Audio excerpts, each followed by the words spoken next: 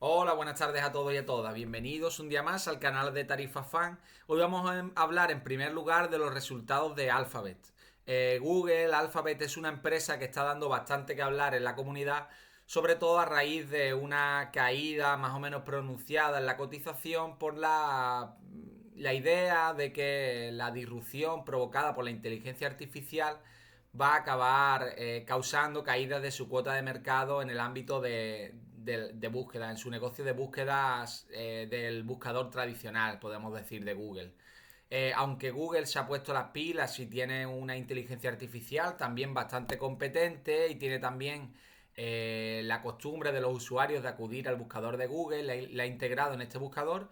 Es cierto que el ChatGPT o Grok o otras inteligencias artificiales, otros motores están funcionando muy bien y es probable que les rasquen cuota de mercado.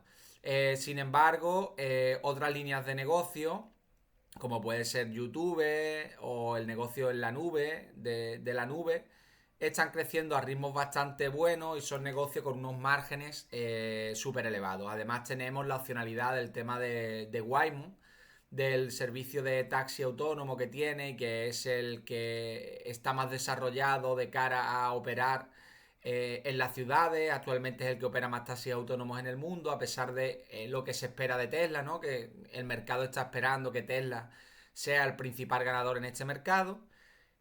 Bueno, pues voy a repasar las líneas generales de estos resultados. En la comunidad he visto algunos comentarios, entre ellos el de Pedro Gutiérrez, que es una cuenta que sigo y que, bueno, básicamente decía que excluyendo la ganancia de SpaceX, que es una ganancia de una inversión que Google ha realizado en esta compañía SpaceX y que habría que de algún modo ajustarla porque es un one-off, no todos los trimestres va a ganar 8 billones por la revalorización de sus inversiones, pues dice que aumentaría el net income solo un 2%. Esto no es cierto. Esto está mal calculado y ahora lo vamos a ver cómo podríamos calcularlo. Pero sí tiene razón en esto. Y lo cierto es que los crecimientos se están ralentizando. Es decir, Google tiene muy buenos crecimientos. Alphabet son crecimientos del 12% y 14% a moneda constante, teniendo en consideración pues todo el movimiento de divisas que ha habido con el dólar sobre todo. Pero el negocio pues está creciendo menos que anteriormente. Esto yo lo achaco a que simplemente las patas de negocio más importantes de Google están relacionadas con la publicidad y es un negocio que tiene cierta ciclicidad. Esta ciclicidad hace que en un momento en el cual la economía se está ralentizando en términos generales, pues la compañía crezca menos, pero no quiere decir que esté perdiendo cuota de mercado, sino simplemente que se está produciendo un crecimiento, una desaceleración del crecimiento lógica. Sin embargo, como veremos posteriormente, la compañía sigue logrando eficiencias a nivel de márgenes operativos y márgenes netos, lo cual es bastante bueno. La misma línea o otra cuenta que sigo, Roscelin Investment, comentaba algo parecido. Comentaba que los beneficios de Google habían crecido un 40% y que esto realmente no era cierto. Y que solo habían crecido un 7%. También es falso. Esto no es verdad. Los ingresos de Google han crecido más de un 20%, ajustando estas pérdidas y ganancias de la equity que vienen en la línea de reporte Other Income o algo así. Ahora lo vamos a ver en más detalle. Por tanto, esto es falso. El cálculo correcto estaría por aquí porque lo he comentado. El cálculo correcto sería este. Estamos excluyendo por una parte los 11 billions, los 8 billions de SpaceX y el resto de ganancias en inversiones que ha tenido la compañía en el año 2025 y estaríamos excluyendo las ganancias que había tenido la compañía en el año 2024 y nos quedaría un resultado tal que así, a nivel de EBT, de beneficios antes de impuestos, la compañía habría ganado 30 billion en el Q1 y en el Q1 de 2024 ganó unos 25, con lo cual ha crecido más de un 20% la compañía.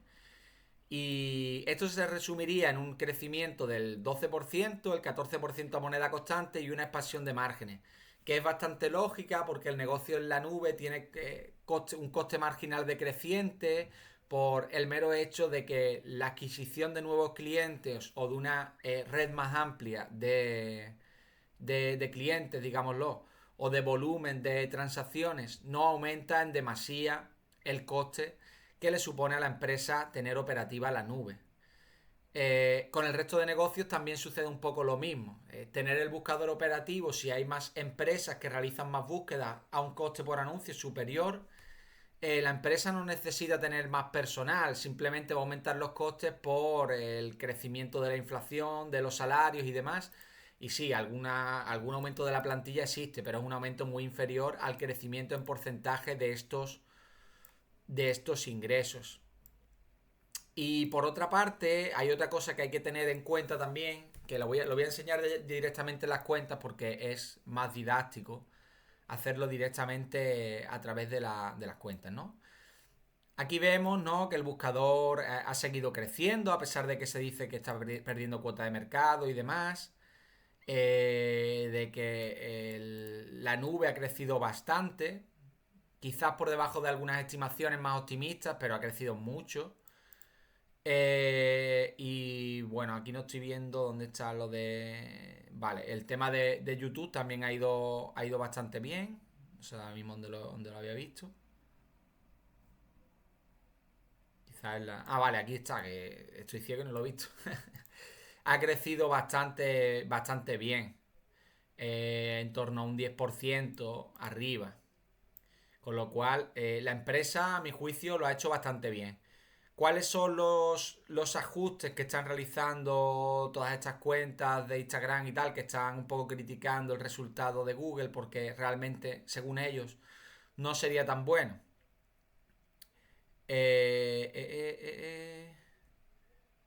Un segundo que tengo que buscar. Vale, aquí estaría el tema de Income from Operation. Vale, aquí estaría el kit de la cuestión, ¿no? Si calculamos directamente a través de Net Income, a través del beneficio después de impuestos, cuánto ha crecido la empresa, sería un 40%, más de un 40%. Esto sería algo exagerado porque la empresa ahora tiene un método de reportar las ganancias en las cuales cuando una inversión crece en valor, como es el caso de SpaceX, pues lo reportan directamente en la cuenta de pérdidas y ganancias a través de esta línea, de Other Income or Expense. Es decir, las ganancias y pérdidas de estas inversiones, también de las inversiones que tengan, por ejemplo, en bonos del Estado y demás. Entonces aquí te dice que ha tenido una ganancia de 11 billones aproximadamente. Si eliminamos esta línea para ajustar el resultado, pues entonces tenemos lo que comenté anteriormente, que ahora aproximadamente ha ganado unos 30 billions, más de 30 billions, y en el año 2024 ganó unos 25 billions, con lo cual la empresa ha crecido por encima de un 20%. Adicionalmente, a nivel de free cash flow hay que tener en cuenta otra cosa. Ha crecido más, y esto lo voy a explicar desde la cuenta de pérdidas y ganancias. Tenemos que tener en cuenta que la cuenta de pérdidas y ganancias se refiere al accrual accounting, es decir, no a cuando se intercambia la pasta, sino a cuando se reconocen las ganancias, las pérdidas y demás. ¿Qué pasa? Que en el momento en que se reconoce una ganancia de este nivel en las inversiones, como las de SpaceX, pues tenemos que pagar por esta ganancia. Aquí tenemos este nivel de impuestos que ha aumentado muchísimo desde el año 2024 a 2025, tanto porque tiene mayores ingresos la compañía, como ha crecido un 14%, tiene mayores ingresos. Pero por otra parte, ha reconocido esta ganancia por la inversión, una ganancia que no se ha realizado todavía. Por tanto, parte de estos impuestos que estamos señalando aquí realmente no han sido pagados, no han sido abonados al Estado por parte de la compañía, que simplemente los ha reconocido en su balance, los ha reconocido a nivel de accrual accounting. ¿Esto qué quiere decir? Que la empresa a nivel de free cash flow incluso ha crecido más que a nivel de beneficio operativo antes de impuestos, de beneficio antes de impuestos, y también, por supuesto, extrapolando la cuestión de beneficios después de impuestos. Habría crecido a nivel de free cash flow en torno a un 25%. Vale. Aquí estaba buscando el cash flow from operation, cómo ha evolucionado. Y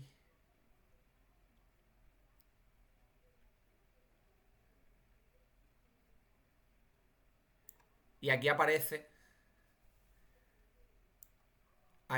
el ajuste por estos ajustes de equity que estaba comentando anteriormente, ¿no? Esto a nivel de net income, que es accrual accounting, se considera esa ganancia por la inversión que tiene en SpaceX, pero realmente no ha vendido esta inversión, sino que a lo mejor el próximo trimestre vuelve a subir y vuelve a reconocer una ganancia, o no, o pierde dinero, por lo que sea, la compañía va peor y reconoce una pérdida. Y aquí he puesto te lo ajustan, te lo agregan al flujo de caja.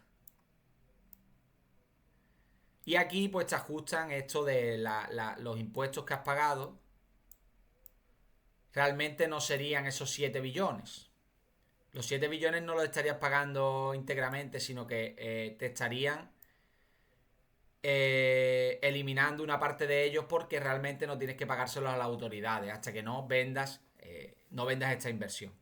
Y de ahí la diferencia que nos lleva a considerar este crecimiento extraordinario del flujo de caja libre de la compañía.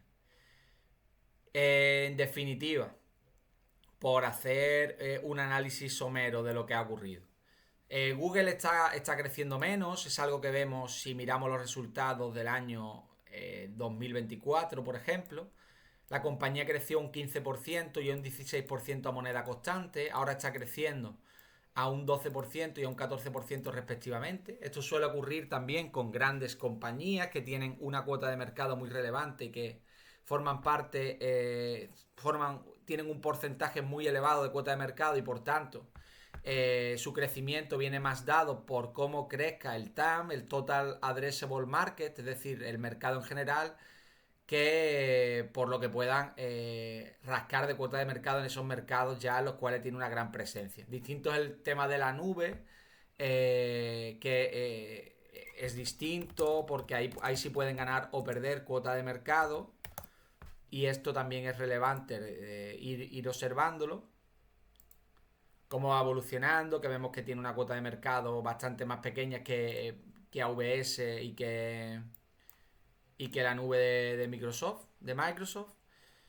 Y no obstante, pues está creciendo ligeramente la presencia de Google en este mercado. Y conforme va creciendo, se va activando ese apalancamiento operativo que hace que los márgenes de Google pues aumenten. Yo considero que es una inversión interesante. Yo he adquirido algunas acciones de la empresa, no son muchas, 17 si no recuerdo mal, a menos de $150 por acción, porque creo que es una apuesta bastante asimétrica, interesante. Es una compañía sin deuda. Si lo miramos aquí, pone que la compañía cotiza a unas 17, 18 veces beneficios. Yo creo que va a ser menos. Yo creo que los próximos 12 meses va a estar unas 16 veces beneficios si se sigue comportando bien con este apalancamiento que está demostrando desde el Q1. Y en cuanto a su media, pues está barato y sobre todo teniendo en consideración a cómo cotiza el mercado, creo que esto es una empresa de una calidad superior. Sí es cierto que tenemos el problema potencial de que se pierda cuota de mercado a nivel de buscador. Y es cierto que aproximadamente el 50% de los beneficios de la compañía emanan de esta línea de negocio. Pero existen dos cuestiones a considerar. Por una parte, el resto de líneas de negocio es previsible que lo sigan haciendo muy bien. Y además que crezcan más los beneficios que aportan que los propios ingresos por este apalancamiento operativo del que hemos hablado en negocios que tienen pues este coste marginal decreciente y que permite elevar los márgenes conforme va creciendo el negocio, como sería el caso de YouTube, sería el caso del negocio de la nube y bueno, y también sería el caso negocio más en pañales, que es el negocio de los taxis autónomos, que ya están funcionando, pero por ahora tampoco es un número relevante como para llegar al break-even y aparecer aquí eh, con, con ganancias para la empresa. Pero es interesante considerarlo también a la hora de valorar a esta compañía. ¿Por qué? Porque nos están valorando Tesla como una suerte de startup, cuando en la actualidad es una compañía de energía y sobre todo de vehículos. Y nos la están valorando a unas 150 veces beneficio, incluso más cara todavía, teniendo en cuenta que se está ralentizando. Porque tiene este negocio del taxi autónomo, el negocio de los robots y demás, que son expectativas a futuro. Y sin embargo, en el caso de Google, pues estas expectativas no están puestas en precio. Es decir, básicamente te están vendiendo el negocio que actualmente funciona a un precio que tampoco es alto y tiene una serie de startups dentro de sí que podrían formar una porción relevante de los ingresos en el futuro. No obstante, me parece interesante seguir echándole un ojo a Google porque si el mercado sigue preocupado porque se dan ciertas noticias y demás, podría bajar la valoración, la capitalización y haber más oportunidades para seguir entrando en la empresa. Si es cierto que yo no creo que la compañía a nivel de buscador vaya a tener un 90% de cuota de mercado, aún así pienso que va a seguir siendo la empresa líder, simplemente por la costumbre de los usuarios de acudir al buscador de Google, la mayoría de usuarios, y que ya tiene integrado dentro de este buscador la inteligencia artificial de Gemini. En Twitter es verdad que hay mucha gente que dice que utiliza el chat GTP, que utiliza Grok y tal, pero yo no tomaría como referencia de la media de ciudadanos al usuario de Twitter. Yo pienso que la mayoría de ciudadanos siguen utilizando Google y lo van a seguir utilizando por mucho tiempo y sobre todo si la integración de estas herramientas se hace efectiva y la distancia entre unos buscadores de IA y otros no es tan grande, es muy poco probable que los consumidores de este tipo de servicios se pasen a otras páginas, incluso a otros buscadores que todavía son de pago, con nivel más elevado.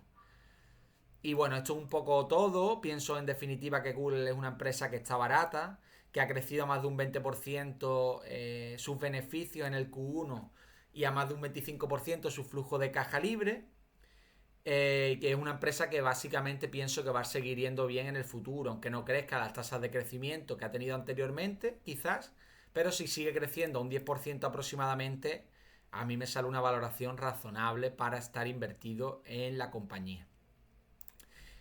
Vamos a pasar al segundo de los eventos que considero interesante, que ha desatado una importante tromba de comentarios en la comunidad.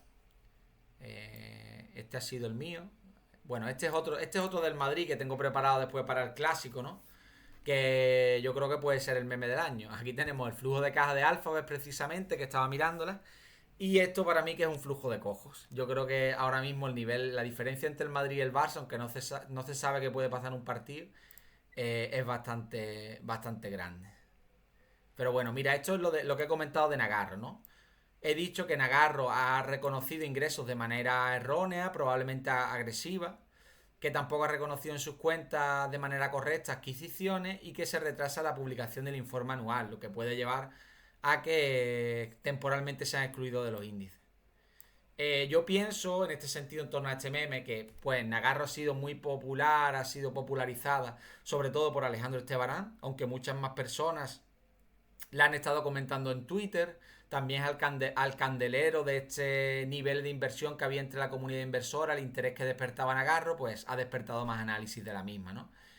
Y la verdad es que en muchas ocasiones se han intentado de extrapolar una serie de crecimientos para la empresa muy elevados, unos márgenes bastante elevados y demás, que no tenían por qué darse. Yo no pienso que Nagarro sea un cagarro, como pongo en la foto, ¿no? Un poco a modo de burla.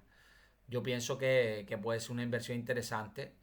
La directiva está alineada, es una empresa que ha crecido en el pasado a buenos ritmos, pero tiene una problemática, o varias problemáticas, pero tiene una problemática y es que está dentro de un sector muy competitivo, un sector bastante fragmentado, muy competitivo, donde prácticamente no existen barreras de entrada.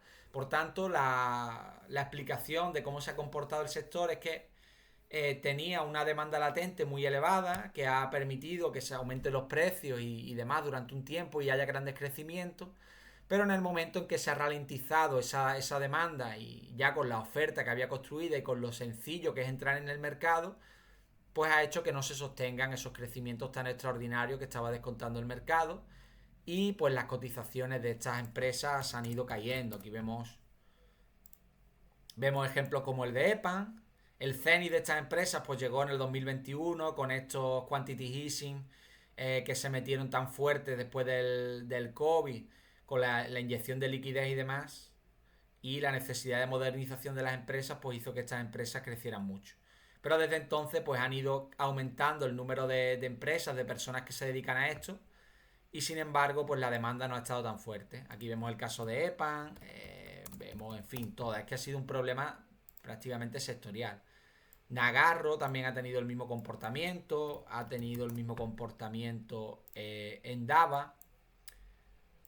Es decir, prácticamente todas las compañías centradas en este tipo de servicios han tenido cierto sufrimiento, algunas más, otras menos, dependiendo de la exposición que tuvieran a sectores más o menos cíclicos y demás. Después hay otra más, ya más grande, más consolidada, como es Accenture, que no ha tenido una caída tan pronunciada, porque Accenture es más, está más valorada por otras empresas, tiene una mayor cuota de mercado, una mayor visibilidad, y esto le ha permitido no caer tanto en lo que se refiere a cotización. Yéndonos específicamente al problema actual de Nagarro, para mí puede ser un tema serio o no, hasta que no vea realmente lo que han modificado.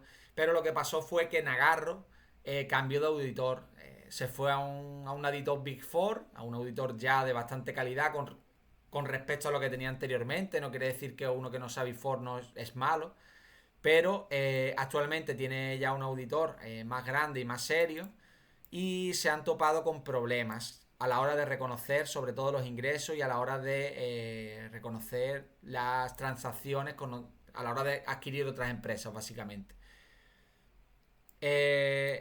Vale, te dice que lo van a publicar más tarde, que posponen la publicación de resultados y te dice este tiempo adicional es necesario para completar la preparación y el proceso de auditoría para los estados financieros y el reporte del management, junto con el nuevo auditor, como he dicho.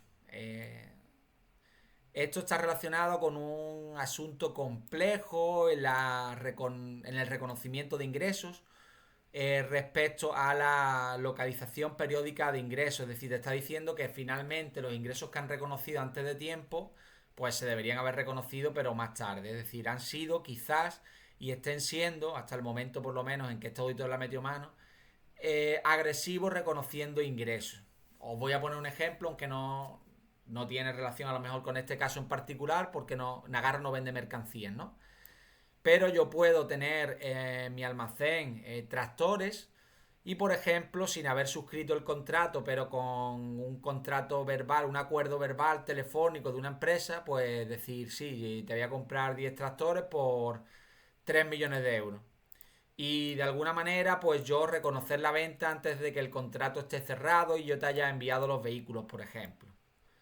Entonces, si yo no te he enviado los vehículos, el contrato no está completamente sellado a nivel jurídico, a lo mejor no puedo sellar, no puedo reconocer los ingresos a nivel de accrual accounting ahora en diciembre, sino lo tengo que reconocer ya en las cuentas del año que viene. Esto sirve para matizar algunos resultados que quizás hubieran sido peores, por ejemplo, en el año pasado, o en el año anterior, o de un cuarter a otro y tal. Esto sirve un poco para jugar con los ingresos de cara a representar de manera errónea lo que ha hecho la compañía. Esto sí lo han hecho de manera concienzuda, es decir, si sabían que lo estaban haciendo así para engañar a los accionistas y potenciales accionistas. Tal vez simplemente haya sido un error a la hora de hacerlo. Desde luego, el CFO debería dimitir inmediatamente después de este error porque es muy grave, sobre todo por las consecuencias que tiene. Yo espero que el mercado, cuando abra el lunes, tenga una caída muy importante. No sé qué dimensión va a tener la caída, pero creo que va a ser muy, muy importante. Precisamente porque el problema de desconfianza que se genera en la empresa en torno a esta cuestión puede ser muy grande. Tal vez lo que ha hecho no tiene un gran efecto material a nivel general en las cuentas de la empresa, pero sí genera un gran problema de confianza. Y en cierto modo, pues le podría llegar a dar la razón a muchas de las personas que llevan años diciendo lo de que Nagarro es un cagarro y demás. A las personas que de alguna manera estaban criticando de distintas aristas la inversión de Alejandro Estebarán principalmente y de otros inversores que han puesto su dinero en esta compañía. Después te dice, vale, te dice eso, que es un problema de reconocimiento de ingresos a nivel de timing, es decir, que a lo mejor lo han reconocido los ingresos en el primer semestre y debería haberlo reconocido en el segundo, pero también puede pasar que reconozcan los ingresos y después la venta no se lleve a cabo y este tipo de cosas, porque claro, no cumplía los requisitos para reconocer los ingresos, ahí está la gravedad. Ahí está la gravedad del asunto, ¿no? Entonces probablemente la compañía pues tendrá más o ha tenido o tendrá a futuro más receivables de los que debe, los tendrá que eliminar de los assets y tendrá también que reducir los earn-outs de las liabilities en el balance, ¿no? Y te dice, este retraso ligero en la publicación de los resultados auditados probablemente conducirá a una exclusión de los distintos índices alemanes que te están comentando aquí, ¿no? Esto porque no cumple los requisitos, ¿no? Si no hacen tiempo y forma estas publicaciones de los informes anuales. Esto puede ser un problema relativamente pequeño, porque ya el problema de confianza lo ha generado con esta cuestión, ¿no? La cuestión de la auditoría y la forma en que has reconocido tus cuentas. El problema de que te echen de los índices lo que puede provocar es ventas forzadas a corto plazo que aumenten esta caída en la cotización que yo espero el lunes.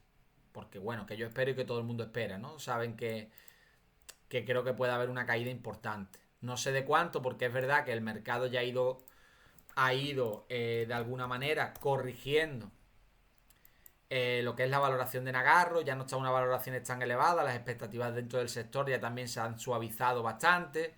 Entonces ahora sí que quizás sea interesante alguna de estas compañías, no lo sé exactamente, pero ya no están a valoraciones tan astronómicas y los márgenes ya están más bajos, ya no tenemos los márgenes extraordinariamente altos como los teníamos anteriormente.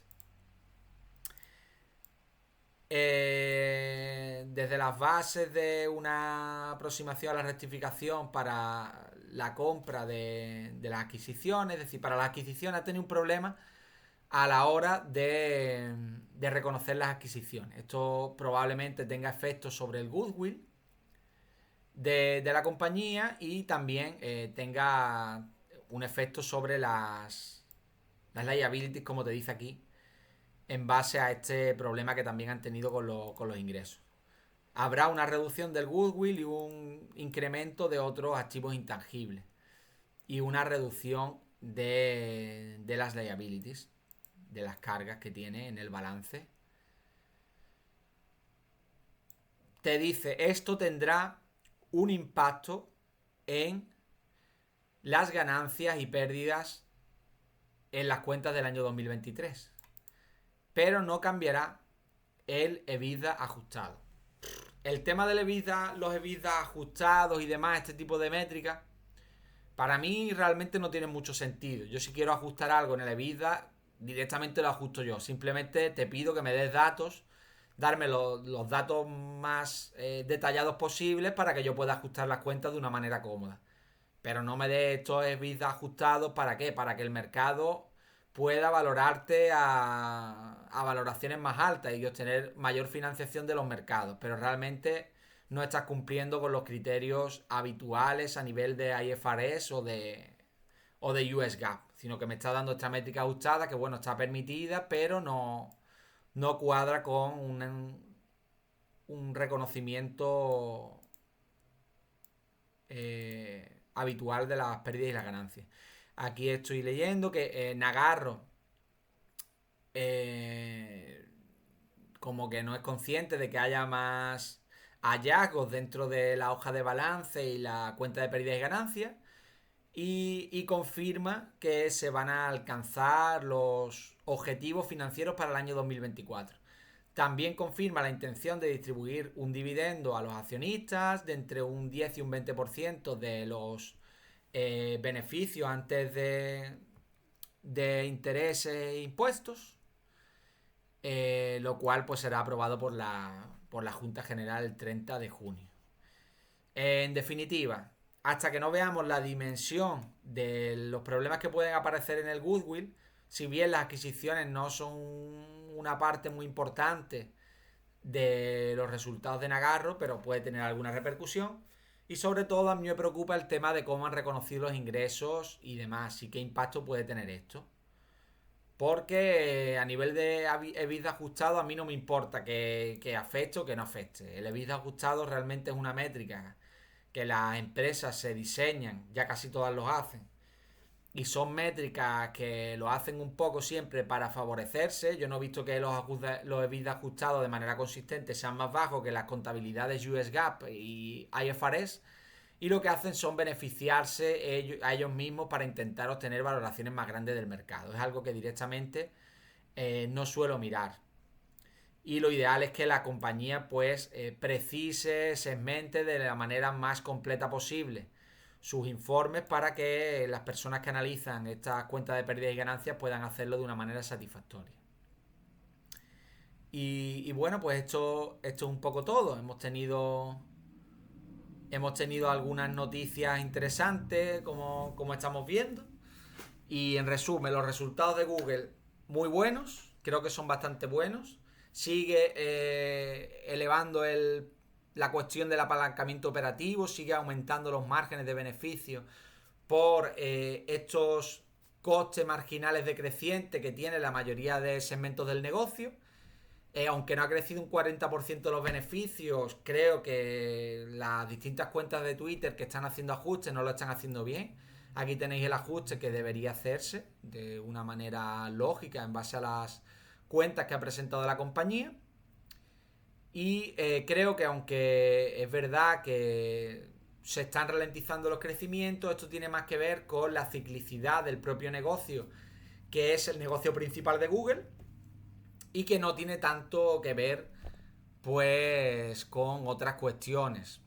No tiene tanto que ver con que la empresa en sí misma esté perdiendo cuota de mercado y por eso esté creciendo a unos ritmos inferiores. Además, es lógico que conforme una compañía es cada vez más grande, los ritmos de crecimiento sean inferiores. Si bien es cierto que compañías como Microsoft o Nvidia, que están en esta vorágine de disrupción, pues han tenido durante algunos años concretos niveles de crecimiento superiores a los del mercado. Esto no es lo habitual y tampoco es previsible que lo sigan haciendo en el futuro. De Alphabet, ¿qué espero? Pues simplemente con un crecimiento del 10% anual. Si las acciones cotizan unas 16 veces beneficio de este año, del año 2025, yo creo que es una valoración más que razonable para un negocio que tiene la opcionalidad del mercado del taxi autónomo, donde podría ser una empresa líder o la segunda empresa más grande. Tiene YouTube, que para mí es un negocio muy, muy bueno y que creo que va a seguir creciendo en el futuro. Tiene el negocio de la nube, que tiene una cuota de mercado, aunque más pequeña que AWS de Amazon y la nube de Microsoft. Es una cuota de mercado creciente y también bastante buena. Y tendría el tema del buscador y otros ingresos relacionados, que incluso aunque pierda cuota de mercado, algo que sí es previsible porque tiene una cuota de mercado del 90%, siga siendo una empresa líder dentro de este segmento. Y simplemente con el aumento de precios, el crecimiento del TAM, del Total Addressable Market, del segmento este de búsqueda, pues probablemente la empresa ni siquiera decrezca, algo que muchas personas están esperando, una gran caída en los ingresos y en los beneficios del negocio del buscador, y tal vez incluso perdiendo cuota de mercado, simplemente manteniendo los ingresos por aumento de precios y por aumento del mercado general al que se dirige, pues pueda sostener este segmento mientras los otros segmentos crecen a buen ritmo. Y esto es un poco lo que estoy esperando con esta inversión. Me gustaría que hubiera caído más, que la compañía hubiera caído desde 205, no a 140 y tantos dólares, sino a lo mejor a 120, porque mi intención era cargar no solo 17 acciones que ya he comprado, sino otras 17 más. Quizás 18 por esta caída adicional me harían comprar unas 2 acciones más, 18, 19 acciones. Podría haber adquirido y esta sería mi exposición total. Si la compañía vuelve a caer, haré esta inversión. Si se mantiene subiendo y demás, me mantendré con la posición que tengo. Esta es mi estrategia. Y nada, decir sobre todo que en lo que he comentado de Nagarro, que evidentemente no le deseo el mal a nadie, espero que la compañía el lunes en vez de caer suba un 20%, ojalá, porque no es mi intención que nadie pierda dinero en bolsa, ni mucho menos. Tampoco es mi intención criticar a Alejandro Echevarán, por ejemplo, del cual he aprendido muchísimo y el cual ha sido fundamental en mi periodo inicial de aprendizaje de cara a formarme en el mundo de la inversión. Pero sin embargo sí que tengo que comentar los hechos que veo, tal y como los veo, para ser un poco, racional y ser sincero a la hora de transmitir mis análisis, porque si no estaría engañándome a mí y también engañándoos a vosotros. Y sin más dilación, pues me despido de ustedes. En unas horas vamos a ver uno de los partidos más importantes de la temporada, porque hoy Yamal podría jubilar a Mbappé, a Vinicius y a Ancelotti juntos, y es lo que yo estoy esperando que se produzca. Y ya veremos si el meme que hice pues tiene razón, ¿no? Si este meme tiene razón, yo creo que debería convertirse en el meme del año, porque es verdad que comparar un flujo de caja con este flujo de cojos, pues es algo relevante. Y bueno, sin más dilación me despido, que tengáis buena tarde.